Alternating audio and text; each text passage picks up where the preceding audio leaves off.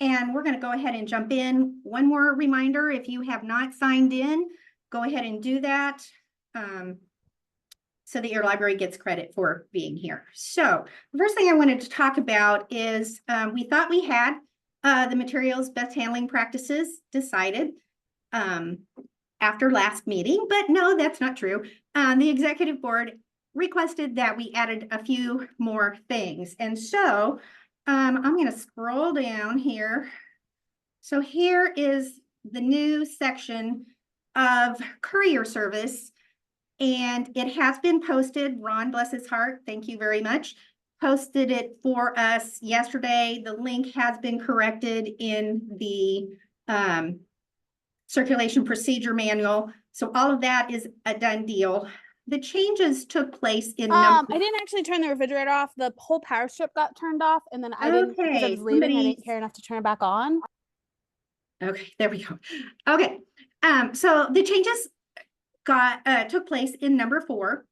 And so the committee kind of worked on this behind, between last month's CIRC meeting and this month's CIRC meeting. So number 4 has been changed to say, keep a daily written spreadsheet to count individual outgoing items for monthly reporting. Counts should be based on what is visually accounted for. Generating a report to determine counts of outgoing items is not recommended.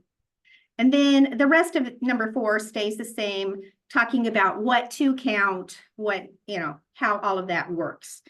So currently, I know Tony Miller from the reports committee has created a report to tally outgoing items sorted by sending or outgoing library. Kate Coleman from Jefferson County is testing it for the rest of the rest of the year, to see how accurate that report turns out to be. So they're keeping a hand tally and they're doing the report for us so that we can see how accurate it is, and also what other things would you still need to count by hand in order to have the full count for your library. So things that come in, I'm thinking like ILL, true ILL coming from someplace else, those kinds of things, other things that we're shipping to other libraries, all the misdelivered things, unless we rescan them again, would not be counted. So we're trying to figure out what those things would be and how using this report would help us, or if it's really not going to be, I don't know. So the recommendation is still keep a handwritten, or a spreadsheet, computer spreadsheet, until the accuracy of that report is determined. And then if it turns out that it's really close, then hey, that's excellent. We would love that. If your library is interested in testing, the word there is testing, just like Kate is, let me know and I'll forward that report information to you. Still keep doing it on paper, but if you're interested in kind of joining the test, let me know and I'll forward that information on to you. Okay, so questions about that? So that's the final thing, right? We're done with that? To the best of my knowledge. Okay. No, I was just asking because Sarcoxy is coming here Thursday to observe the transit process and all that. And I wanted to kind of give her the most current information and say, keep a spreadsheet. Yes. As of yesterday, it was put up yesterday. So unless directed differently, this is the final. Great. So. Good job. Is that something different than the statistical reports that we get monthly on the ILOs? I don't know what report you necessarily are. Because we're getting a report generated every month, and my lead brings it to me, and it's a statistical report on what's coming in and going out. And I'm not sure where we're even getting that at. Neither am I. Okay. But, again, what I would say is keep a hand thing and spreadsheet and then compare it to the report that you're doing. I am not sure what report that really is, but get into testing mode there. Okay. There was a conversation happening on the reports listserv, and it was about the variety of reports people are using to count ingoing, Yes. outgoing. So I do think that if the report testing that Tony is working on with Kate turns out to be good, I have a feeling that we'll probably make a recommendation for exactly which report people should be using to count ingoing, outgoing. Otherwise, there are so many factors. We might not all be counting the same thing, and we definitely want to avoid that. Exactly. Plus, It also has to be built specifically for you, because if you are a single branch, if you have multiple branches, those reports all have to be tweaked based on your individual situation. So it's not a one size fits all, but it's as close as it can get. so, Rhonda, can I ask a question about the wording of that? sure. It says keep a daily. We don't get the courier every day. And so I fear that doing a physical count on days that aren't the courier day might cause either like double counting or lack of counting. So is it important to have like the daily, or can we just say, okay, it's courier day, we're going to physically count everything before it goes out the door? I think that's the intent. Anything that's Okay. going to go out, you're going to count it the most efficient way for you to count it. And if you if you have 3 days courier service, just that you have, because those are the only days that are anything's going out of your building. And I just wanted to make sure, because we lay all our bags along the back counter and we add to them until courier day. And I'm afraid if we tried to count daily that it would be just a mess. As long as you count them before you send them out, I think we're complying with the intent of what the best handling practice would be. I think Yeah, I it know might that be a good idea, like she said, that not say daily, because we could have some libraries that, you know, don't attend the meetings, don't have any idea and think they are supposed to do something every day. So if you just took out the daily, keep a written spreadsheet, Okay. I think you'd be fine with that. we do something like each courier delivery.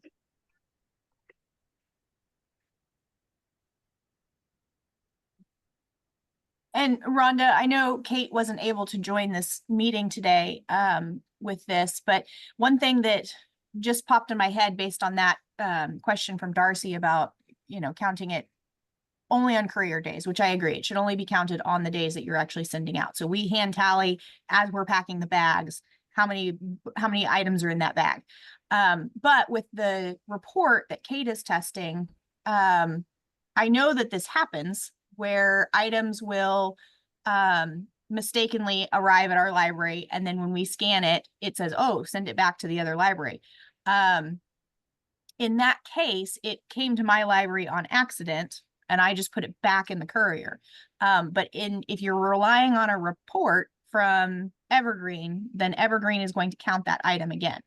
When we would not normally count that item because it just made a pit stop here and it just needs to go back on its way. So we don't want to count that as an item. Maybe Well, we except technically they should, do- but they do want us to count They that. do want you to count it, yeah. I think Jane said that anything that transits, so like if you get a box that is labeled for your library, but inside was another library, you are supposed to count those before you send them on, because they're using courier mileage, courier whatever, to move again. yeah. Well, and the other thing that I was thinking about is when staff accidentally scan an item twice. Exactly. Because, you know, they scanned it and they got interrupted and they come back to it. That item is also going to get counted twice. So anyway, I just want to make sure that somebody is thinking of those types of situations when using this report. I don't know. I'm very leery of the report. You know, I think you've heard me mention this, Rhonda. But I think that the hand tallying is probably the best. But I'm very curious because Kate was very shocked when that report was so accurate compared to her own number. So I'm very interested in hearing the results of that. Well, Me we were too. told very early on not to, you know, the reports were not going to be accurate when that was very early. The one thing that I wonder is if, like you talk about it, item has already been tagged for scanning and transiting once, and then they rescan it again. I wonder if it's counting the transit or the scan. So I would think it would only count once as the transit. Yeah, I don't know. that would But be, I don't know. That's something with the report. It all depends on how it was constructed. Right. And so that's why I think it's so critical that we test it. And, you know, Jefferson County is big enough that they're going to have lots of different things coming back and forth and ILL and all of that. So I think they're a great library to test it. But I mean, that's why I'm not giving out the name of the report at this point, just to the world, because we're not really sure yet. Tony has changed the way it's filtered and done some things like that. And I think perhaps that's making it a little bit more accurate. But let's just wait and see. You know, it'd be great if it is, but keep the spreadsheet thing going. And I will, Ron's gonna love me when I call him and say, okay, you know, we just posted that on yesterday. Let's do it again. So, but that's okay. We will get it done. Okay, any other questions on courier service? Okay, when we open I a have can, one, sorry, I couldn't get unmuted. I have one that one of my staff brought up yesterday. We are really Okay. short on bags. And we had requested Mala to send us some and they were like, I don't know the worded, but like she didn't have, it seemed like she didn't have many to send out. When the MLC libraries come in, is somebody on here from one of the MLC libraries? yes, I am I am. wondering, do you already have your own courier bags, like a big backlog, or do you guys have different bags that you use between yourselves? Because I'm thinking when you come on Evergreen, they're gonna need a ton more bags if you were already using some within your own little consortium bags. We do use bags. We have a considerable number of bags that we use. The volume that we send between libraries means that we're often sending tubs. So lots of what we send is just in tubs, but we do use Mala bags and have quite a few bags. Okay, well, that's what I was just curious because I didn't know how you guys transmitted amongst yourselves. And so we are really short of bags. So if anybody has extra bags, please send them back to Mala because we really need some. Yeah, we're sharing bags with Sarcoxy. We've got a little pack set up for them to get started. So hopefully they're a pretty small library. So I think we'll be able to cover them. I know the temptation is always you have a bag, hold on to it because you might need it. But if you have a big supply, pass the wealth around to so that just like this, Mala could go ahead and send them out to somebody who desperately needs them. Right, because I know this week we actually had to request bags because we were waiting till we got another delivery to be able to pack up to send out again. And I do believe, if I recall, I think Mala, Jane had said they kind of factor in with us adding new libraries. And I know they budget to buy new bags, I think twice a year, maybe something like that. So I'm hoping that they do have that lined out there through Mala. Yeah. Well, they do know who's coming on and when they're coming on. So hopefully, I can also maybe try and give them a call and just kind of check in on that.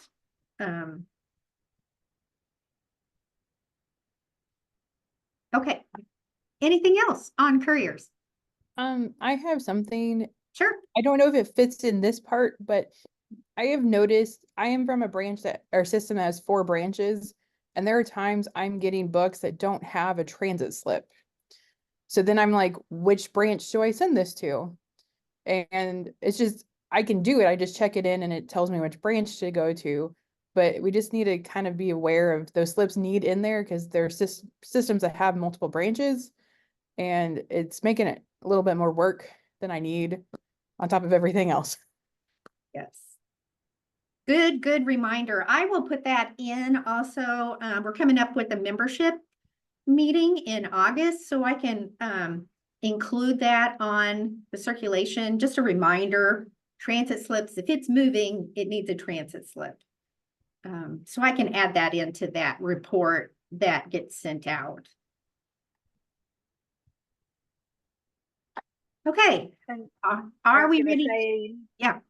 I had one thing to add while we're kind of adding reminders. Okay. Also, really pay attention when there's multiple libraries that have similar codes, that you do ensure that you are selecting the right label to go to that library. I know we recently had, I believe, some Barton County libraries that came to Barry Lawrence. And I know it does get confusing.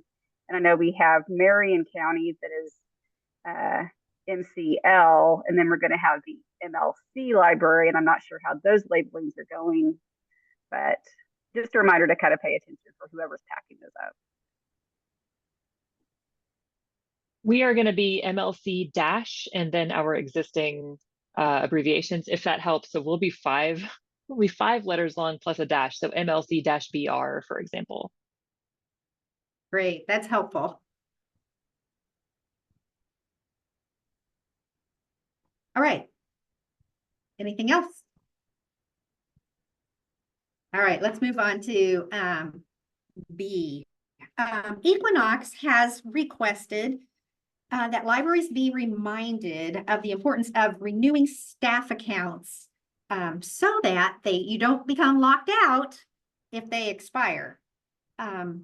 Equinox can fix it if the problem happens, but they are requesting that all of our Missouri Evergreen libraries take some steps to renew those accounts before it becomes an issue.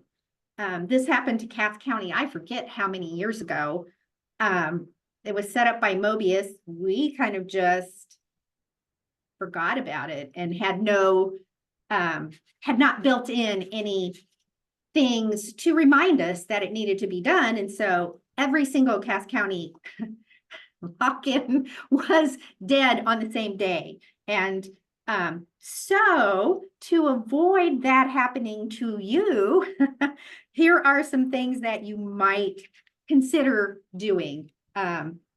So number one, make sure that on your staff accounts, there is an email associated with it so that reminders, remember, you know how patrons get reminders that their card is about to expire? It would remind whoever is watching that email that their expiration date is coming up and it's a good time to go ahead and extend that date.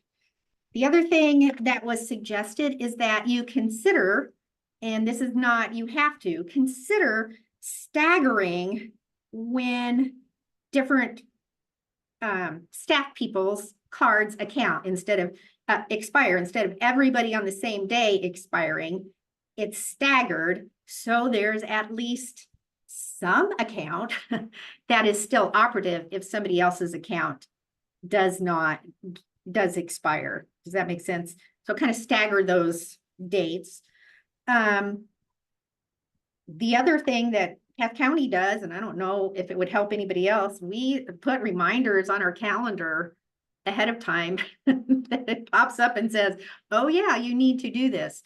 So those are three things that we could, or that a library could do to make sure that your staff accounts don't expire and you get locked out. And what we do is all of ours go to our tech email, because that's one that will never change for us. So if you have a bunch of staff that, the names might change on their emails or whatever, if you have one email or two, somebody that doesn't have an email that's ever going to change, like if you have a director or a tech or somebody, then try to use that one. Good idea. Okay. Any other discussion on that? Okay, let's help Equinox out. They certainly, some of those guys and I are on a first name basis with each other from talking, you know, they come through so much for us. So if they're requesting this, I'm like, hey, let's go ahead and do it for them. The other thing, since we were talking about staff accounts anyway, I wanted to talk about staff account security. So there are some potential issues and there are some steps that you can take to lower your risk. So first off, each member library shares the responsibility to protect and accurately maintain our data. So that's the underlying thing behind this. If your library has individual staff accounts, make sure that you delete those accounts when a staff member no longer works for your library, so that they would not have access back into the system other than as a regular patron. If your library uses one login for all the circulation computers, change your passwords regularly. And consider changing passwords each time a staff member no longer works for your library. Because, once again, it's access that you would be able to have as a staff member, but because they're no longer a staff member, they should not have that access. And for the most part, library staff, they're wonderful people. It's not like they're likely to go back in and play havoc with our database, but it is a possibility. And so if that were to happen and the problem was traced back to your library, you would become monetarily responsible for fixing these things. Therefore, just for your own library's financial security, I would say take some of these steps to protect staff accounts. Questions on that?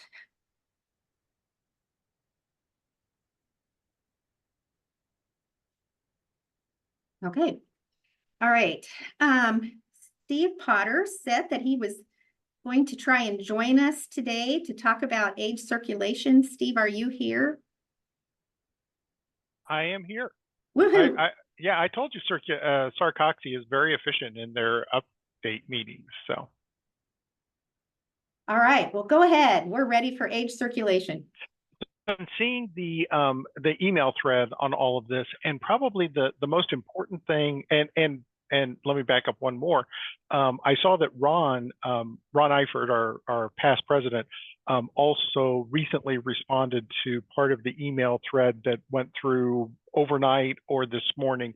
But I think the important thing to underscore and to make sure everybody understands is that the change in age circulation that you are noticing was intentionally done. It's not a gremlin, it's not CrowdStrike, it's not an unintended side effect from the big patron purges that we're doing.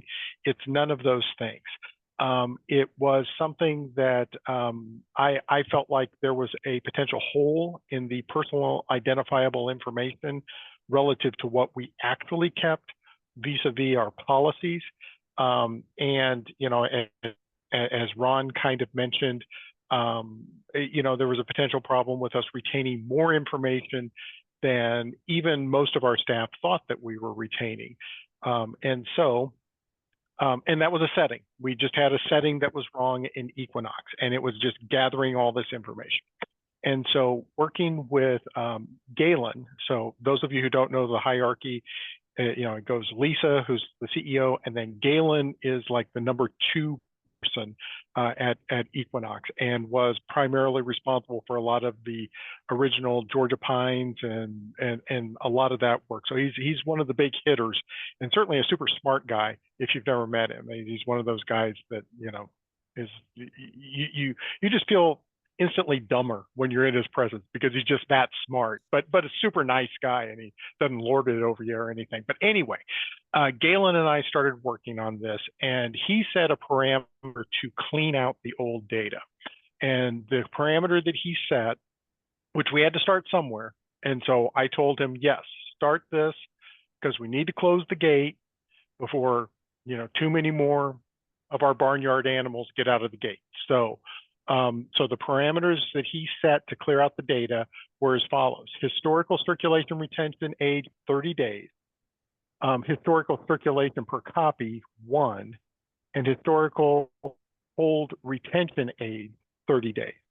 And knowing that that was his parameters, and if you go back and look at the email message I saw this morning, it's fitting into that. So in some cases, some of these items that you were seeing that the circulation aging was getting erased. And if you look at when it was returned like at the beginning, at the end of June. 30 days would be like the middle of July, which is why it was no longer showing. So there still could be some tweaks, and I think that there still are some, there needs to be some tweaks maybe in the way that we move forward with some of this. And there's going to be some of this age data that maybe is just gone. That unfortunately, I just, like I said, I wanted to close this gate to make sure that we had our hole plugged, and we'll go back and fix things moving forward. But what's in the past, unfortunately, is in the past, and we may not be able to get to some of that old aged circulation. Let me pause right here, because I think that's that's a few topics that I've kind of thrown out there for you to potentially ask me follow-up questions or gnaw on a little bit. So let me pause for a second.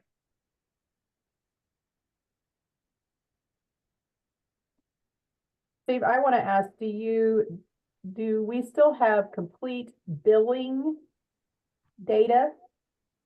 So Terry, my understanding is that this only deals with stuff, that is, okay.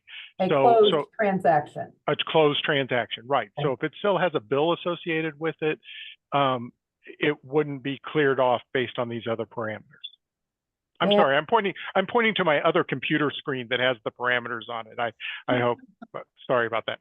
Go ahead, okay. Terry, I'm sorry. And then the other thing is, if it holds it, you said for 30 or 60, 30 days, I think you said? 30 days, 30 days. No effect on any kind of circulation data, transiting data, any kind of statistical data? No. It essentially, the way I would describe it, it keeps the hash mark, it keeps the tick mark, so that we know that children's book was checked out, or that adult book was checked out and checked out at this location. But it doesn't tell us that Mary Smith checked it out. You see that aged circulation or aged whatever it is instead of the patron's name or barcode. Okay, got it. That's my understanding. Yes. Okay, I may be asking what has already been asked. Oh, that's okay, Lori. Go ahead. If you have an item that is lost by a patron and it's been 3 months, if they come in and say, I never checked this out, and you go to check the history, is that going to have their name? It'll be billed on their account, but when you go to the item itself, is it going to show just age circulation and not their name? If I followed your scenario correctly, the item is still checked out to the person, and the person has claimed they never checked it out. So if it's still checked out to them, then it would still be attached to them. But you're just not going to see it from the item view. You're going to see it on their bill. Correct. That's good. That's a good question. I think that's right. I think the way you're describing it is correct. Okay, just checking. Yeah. So I have a question. Oh, sorry, Rhonda, go ahead. I am interested in finding out how many people, or how many libraries, I guess, would prefer that we see 2 patrons, so that, and here's my scenario, is like you've got a STEM kit. You think you've got everything in it, but then it gets home to the person and they say, oh, it's missing this. If you have that person who had it before name, you could potentially contact them. They may or may not have it. And so the balancing thing to that is it is on us to check our material when it comes back in, but would we prefer to have that second patron's information there? That was going to be my exact question because we here employ humans, and so that kind of thing happens way more often than it should. Me too. I'm yeah. even wishing we could go 3 back, because on DVD discs and audiobooks, it's almost always that third person that had it or lost it or should have told us, oh, it was missing when I got it or whatever. I think 3 to me is my ideal limit. I agree. It's really useful for our specialty items that are missing things, especially hotspots, because then I can track how long a particular person has kept it. We've got a rule about hotspots if they've returned it 2 times overdue or not. I can see all of that, which is really useful for me. And I notice also it takes away the billing option. So you can't add billing. So if you do notice something, there is no way to add, if they damaged a book. I'm just concerned that we're going to lose money out because we're not charging when we should. I agree, Macy. I think the privacy issue is obviously huge and needs to be addressed, but there's a lot of customer service that we have to balance with that. And I'm worried that having a lack of access to that information is not going to help us on that front.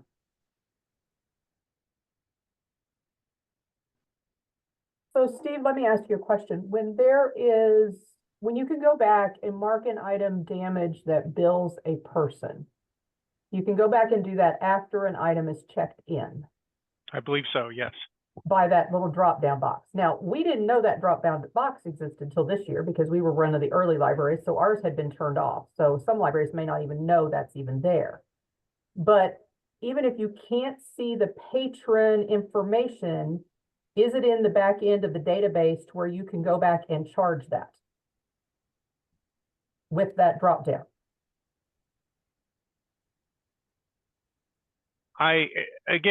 Remember that I know much less about the software than you all know about the software, but my understanding is that you can create a grocery list, or you can create a bill.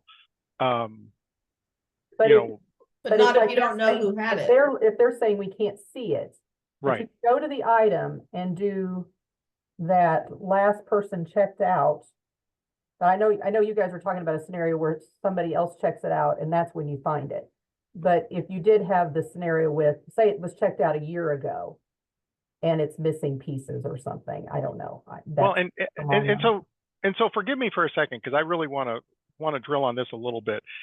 If somebody checked out, let me just put myself in the patron's role. If I checked out an item from the library a year ago and the library came back to me and said, you returned this without the items, I just barely remember what I ate for breakfast this morning.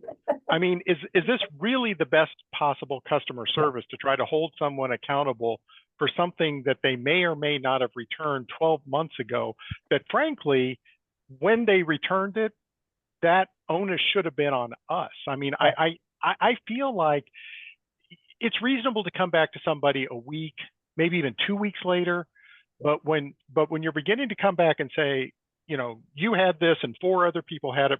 I'm sorry, shouldn't say 4. That's hyperbole. 2 other people had it before you, and now we're thinking maybe you didn't return this. That's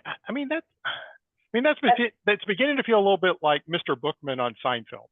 I'm just saying. And I said a year, that was facetious as well, but, yeah. But if you're going back 30 days, I mean, I could maybe see that 30 days, 30 days, sure. You could maybe catch an audiobook missing half the CDs or something. Sure. But that's where I'm wondering if that feature would work. But I don't know. I don't know for certain. And Rhonda, do you have any idea on how that might work? I don't. I think these are just things we're going to have to take to Galen and say, here's the scenario. How does this work? But just from the chat and what people have said, I think doing at least two, the patron who just had it and a previous patron at least would be a compromise between having a whole list of people, but yet would give us at least what most libraries are wanting for customer service. And it's more to get materials, in my view, back than money. Right. It's more that disc, that one missing disc from the audiobook, you know. So if you had 2 or 3 patrons, but one of them, say the oldest of the 2 or 3 was outside of the 30 days, are you going to bill that person? I think that's what Steve was saying. Here's what I was thinking. So we keep our DVDs, the actual DVDs, behind the desk. People bring us the empty cases and we give them the DVDs. So if we go to check DVD out to somebody, we're supposed to open it up and make sure it's there. So if we open it up and this 2-disc case has 1 disc, well, let's say the last person to check it out, we would just call them and be like, hey, we noticed this is missing a disc. Do you have it? It's not like, bring it back or we're going to charge you. It's just like, and then a lot of times they're like, oh man, we took that on vacation. It's in our portable DVD player right here. But if it was 31 days ago, then now we've just lost a disc and we're done. And I mean, yeah, we should check it when it comes in. We're supposed to, sure. Just like we're supposed to check it when it goes out and all that good stuff. But that was my thought. We obviously know that, well, we don't obviously, but nobody stole it from the shelf because it was behind the desk. So it was likely the last person that had it. But again, we're not looking to like charge people or be angry with them. We just want our stuff back. I was actually kind of thinking of the opposite scenario. You find an item on the shelf that is marked lost. It may be billed to a person's account, but without being able to see it from the item side, I don't know who to take it off of. So, well, if it were billed, if that item were billed to a patron's account, it would still have that person attached to it. oh, okay. Yeah. I thought maybe, so if you go to item search and you scan it as an item search, even if it's been 6 months, that person's name is still going to appear there. It's not going to say circulation. Right. My understanding from talking to Galen is that would still be attached because yeah, I mean, it's got a bill record to it. Okay. Lori, I can't speak to whether or not from the item you would be able to see the patron, but when we went through our migration process, we had to set all of that up. So if an item is lost, and you check it in, the system will automatically credit that particular patron. But there's a lot of different things that you have to set up with that. So if it's been returned within so many days, or it's found within so many days. So there were timelines that you had to set up to where if you did check in that lost item, it would credit them. But if it was past that time frame, then it wouldn't be credited. Because we have a policy of, I think it's if you come in and you pay for it and then we find it outside of within 30 days, then you do not get a refund. But if it happens within 30 days, you do get a refund. So there's things that you can set up to where regardless of whether you can see the patron, the system will still have that item attributed to that patron. But in order for it to automatically credit them, you have to set all that up. Well, there's another caveat that goes along with that. We have this happen quite a bit at Cass County. Our settings are if a lost item is returned, those bills should be taken off. But sometimes there's collisions between our policies and the owning library's policies. And because the owning library's policies determine lost fees and damaged fees, it does not remove those fines, and we have to go in and manually remove those fines. So there is, in a perfect world, it would just do what we wanted it to do. But because we're, sharing among people, sometimes other people's settings do not allow override what we have said we were going to do. A Cass County thing, it would just automatically take those bills off. Not so necessarily for some other libraries. And this does not happen often, and it's been a really long time, but I'm just paranoid about it. There was a period where it was a glitch where things were just hanging on. So even after they had been, they were lost, they came in, we checked them in. Even after they were checked in, the bill was not going away. I think that was corrected, but I still always go back and check the patron just to make sure. So. And Steve, I don't know if this is something that maybe Equinox could do, is just to check and make sure that, see if they can run a report or see who has settings that are not forgiving the fine and the fee, if that's really what they want. Because I know there was a library that didn't even know that setting existed that I ran onto at one point. And I would think most all people, would anybody want it to keep fines and fee? Well, not fines, the bill, the cost of the book.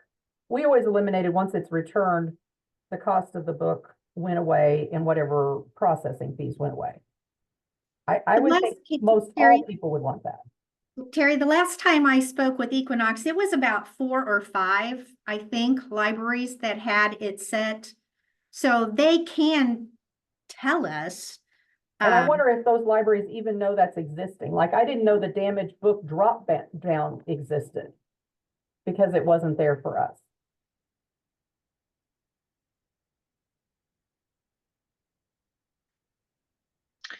I can say that some of the MLC libraries do have a 12-month limit on if a book is lost and not returned within the 12 months, that we may not automatically remove the fee from their account. And that is because if you return something after 5-6 years, it might be the 20th copy of a book that we withdrew all the other copies of, so we may not want it anymore.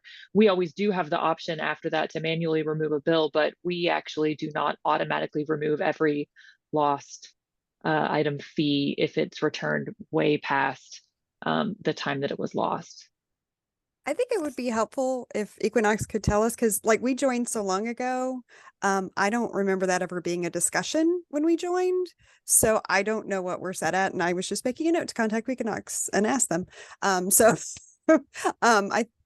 think for those of us that joined a long time ago, we may not know those things. So.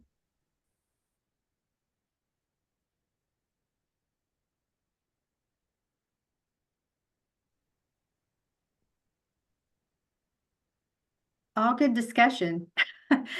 Many minds think of all the different scenarios that one person may not even come up with. So let me, before we close everything down, I just want to make sure. So Rhonda, just do this. Before you're ready to move to the next topic, throw it to me so that I can go over my notes and make sure I get everything. So no, we're ready after we're done with this. So okay.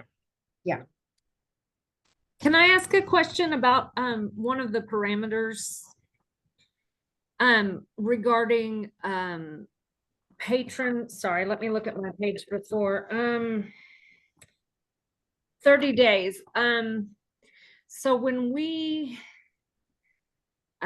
we're very cautious and preventative when it comes to pests. And so if we get something with a live bug, we generally would generate that report that we talked about in the consortium that had, like all their checkouts, and we would just snatch those up and cook them in the oven. Because we've had probably, I don't even know how many, but we've had to be very vigilant this summer when it comes to various pests and things. And so now that data is unavailable. Because 30 days seems like a long time, but I don't know. I just wondered if anybody else, if there was going to be a report that existed for the 30 days. So like if we could look up a patron and see, okay, what were their checkouts in the last 30 days? Or if anybody else had issues with 30 days.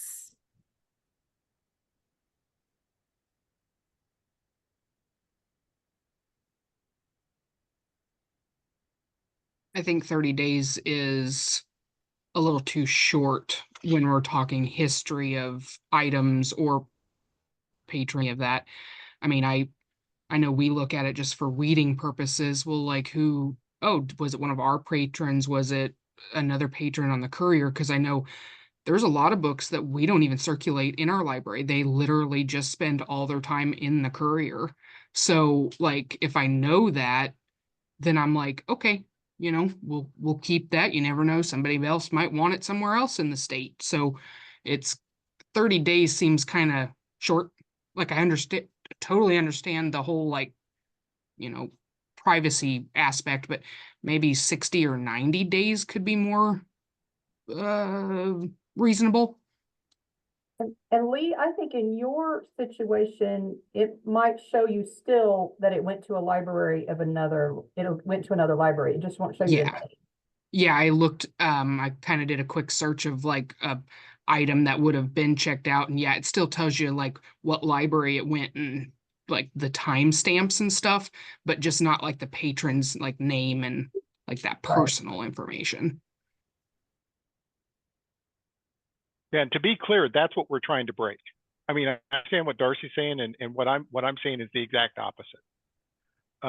Is that we are trying to break that personally identifiable information, and keep that as short as possible, or as short as reasonable. Simply because, well, I mean, I'll use the words that Ron used. Our current political climate does not benefit us holding personally identifiable information for a very, very long period of time. And the problem we're going to run into is that we won't know that it's a problem until it's a problem. And so it's better to err on the side of caution and not have the information. Now, frankly, until 2 months ago, most of us didn't even think we had this information in the system. That's And right. That's right. And, so- and you know, I think we did not have it when we were under Mobius. I don't believe we had it until it switched to Equinox. So Right, for all you may- those you years, may we be didn't right. have it. And we operated okay without it. So, and you know, it's like computer logs. When the Patriot Act, after 9/11, all of that, we all stopped keeping computer log sheets because if you don't have it, it can't be subpoenaed. I didn't have it. I've always had it. I'm very spoiled and I'm having a hard time dealing with this. I'm not gonna lie. Oh, I'm okay as long as I can make sure that people aren't billed for things that they shouldn't be billed for. I'm okay with not seeing past the most current, because at that point it's kind of my loss, I feel like.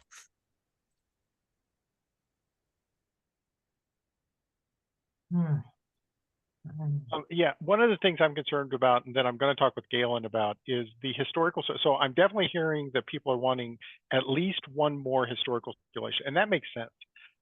It makes sense to me in terms of courier, if nothing else. That gets checked in and maybe gets misplaced at a hub, and then you don't see it, and then you get it back, and it's, you know, the one is gone. Or the item gets checked out. It gets, you know, checked out. The person gets it home, and you don't know who had it previously. So getting to 2 makes a lot of sense.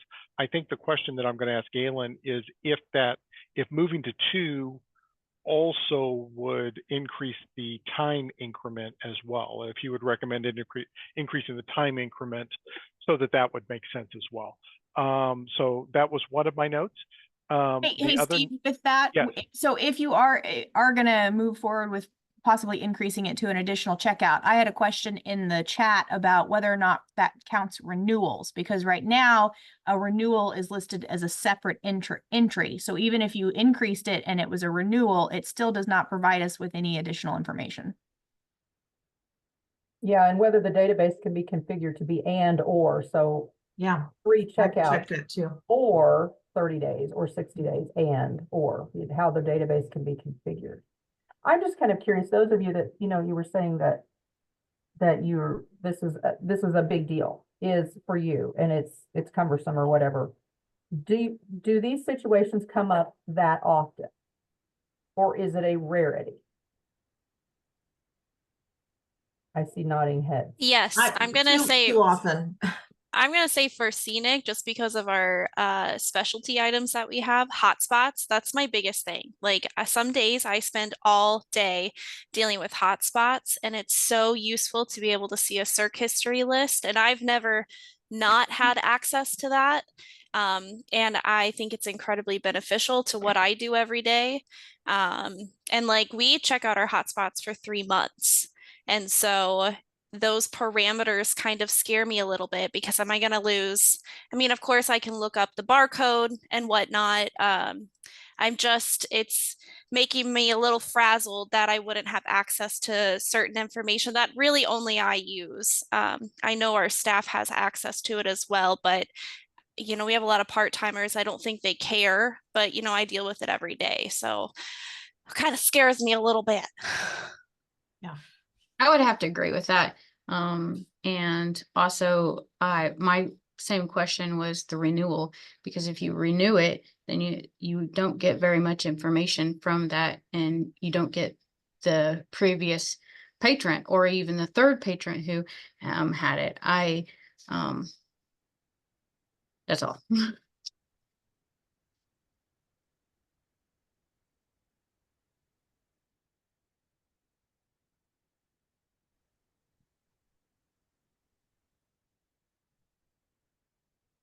Okay, so let me go back over the list again. So I'm talking to Galen about historical circ and seeing if we can bump that up.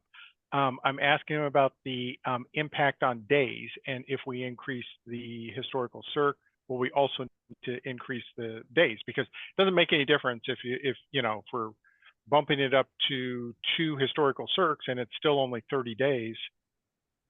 It's going to wipe that person off after 30 days, whether it's one person or 2 people. Circ per copy. This is something for me, that the circ per copies or days can be due to courier, and so that's part of the reason that I want to try to see if we can create some sort of pad for that. The most recent conversation, circs versus renewal, does it capture both? Does a renewal equal a new patron, which eliminates some of this stuff? And then let's see, seeing if we can run some sort of a report to determine if libraries retain their bills even if returned, just so that people can know that that is a setting that certain libraries have. And the estimate was that there was only a handful of libraries that had that going on. So that's what I have on my notes. I don't know if there is something that could be done with her hotspots that check out for 3 months. I mean, you're never going to have any data. No, that's untrue, because they check out for 3 months, and then they come back, and when they come back, the 30-day clock should start. So you have 30 days after it's returned to Okay, never mind. Yeah, I said that. Okay, thank you for clarifying that, because I was going to ask. I'm like, I'll never be able to see anything then, but okay, that makes me feel a little bit better. My understanding on how the circ agent, that clock starts when the item's returned. Okay. So it's on check-in date. Okay. Yeah. Okay. How will that clock relate to scanning it in for transit? Because what if someone scans it in, starts the clock, and then it's in transit for like 3 weeks or 4? That's one of my concerns. That's what I want to ask them about is how that works relative to courier, because I know we get courier delays, and I don't want that to be part of the issue. So, but when, like I said, I had to make a decision, and I had to try to shut this store because the policy that we have on personally identifiable information and some of the other things that are going on in our environment made it prudent for me to do this, and I did so with direction from the board president and the past president and the past president. So yeah, I'm the bad guy on this, if you want to start throwing anything. But I think that the main thing that we want to try to do now is try to get this, try to get these parameters more in line with what we say our policies and our practices have been. And so this conversation has been very helpful in helping me along those lines. So I have a question from the patron side. Maybe you guys already know this and I just forgot or something, but how does the keeping of the history affect patrons through their account? What they see, you know how they can choose that preference to keep their history? Does it affect? My understanding is it doesn't. Does not. Patrons will still be able to get that information. Okay. But as past President Ron Eifert was saying in the email, you know, if a member of law enforcement comes and says, I want to see all the books that this person has ever checked out at your library, we won't be able to do that anymore, which we thought we would never be able to do that before. But we discovered we could. So. Well, we don't know their PIN, so just because we know their username, we couldn't get in their account anyway, theoretically. Theoretically, but before we close this hole, we could just run a report and we would know all the items. Right. Okay. Okay. Or tell me all the names of the people who checked out this particular onerous book. Mm-hmm. Yeah. I have a question. If you look at the chat, they said the popular item. Yeah, I'm sorry. I haven't been looking at the chat. I'm sorry. Yeah, they said that they can see a total line, 5 lines, and then including the circulation with 2 renewals. I just pull up on mine. I can only see 1, 2, 4 of them, but 2 of them are aged out. Is that because of the settings? Because if this Andy could see 5 total, I don't know if that's my question, That or was if you something- understand my question. That was set up when you joined the consortium. It was a question depending, I mean, I remember Mobius asking how many would we like to see?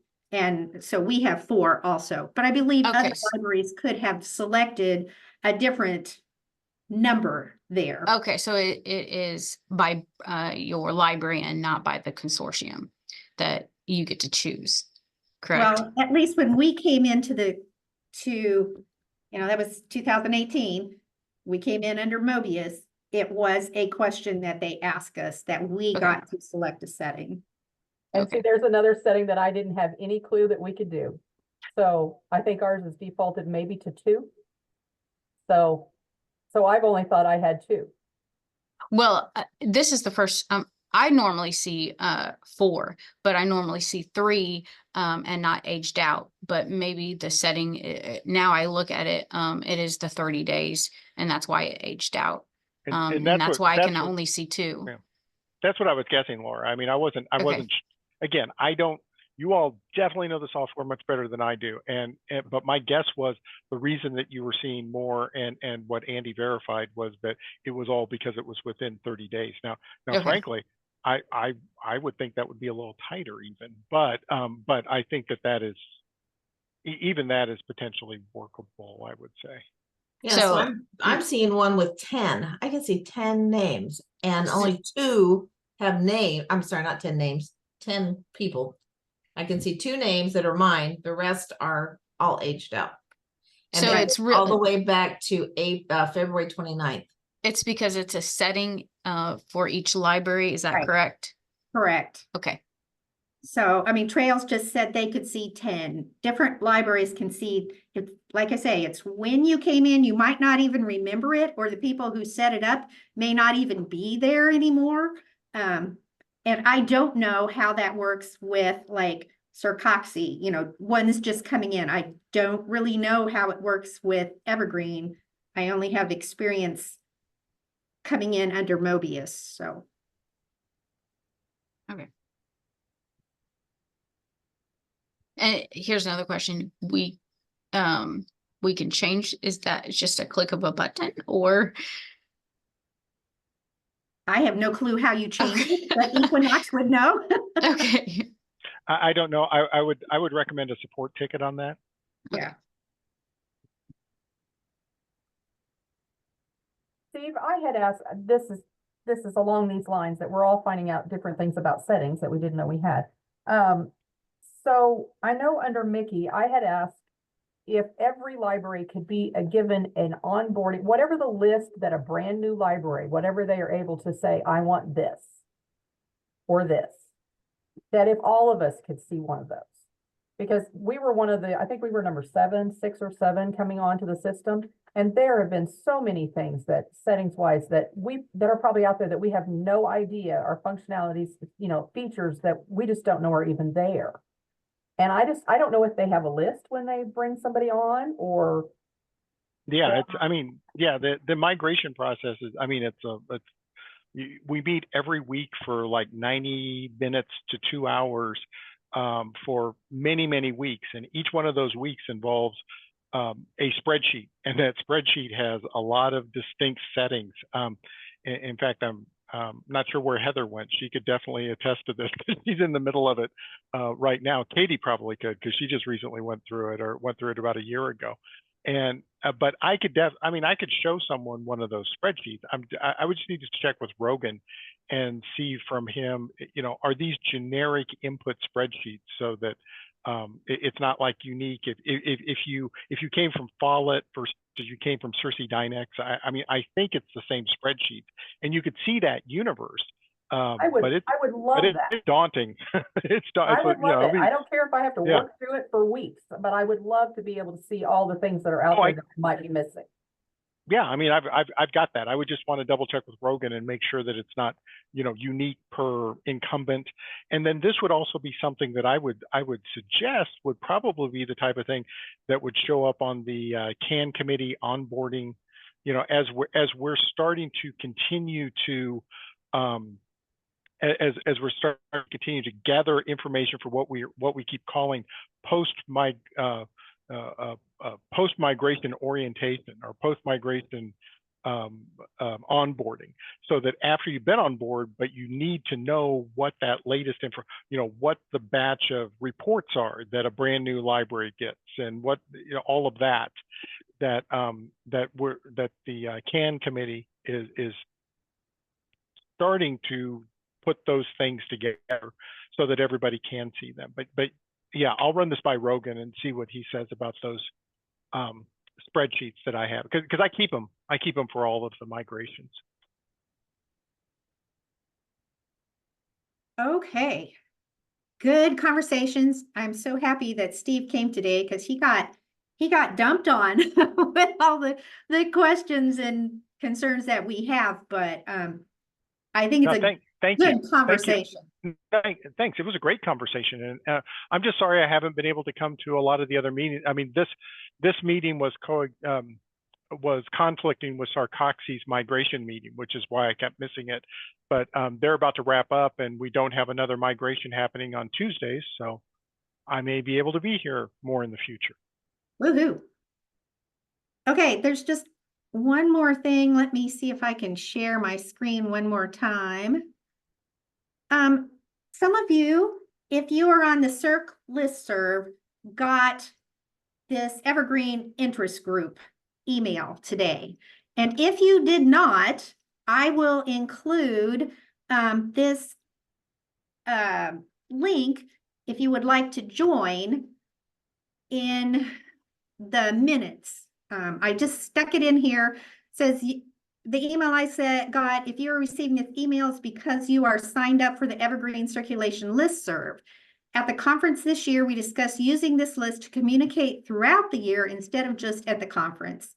If you know of anybody else that would like to be a part of the group, they can register here. So if you are on the listserv, it seems like you're included.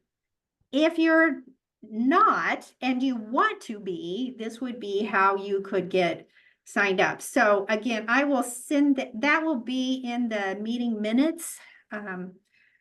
I just got the email today, so sorry it was not included on what went out to you all beforehand. But I think this is kind of interesting, and I'm interested to see what's going to happen with it at least. So then old business, here's your reminder of where we are, still on the same version of courier labels. And thanks for sticking so long. This is a really long meeting, but I think it's been very profitable. Is there anything else besides what we've already talked about that needs to come before the committee?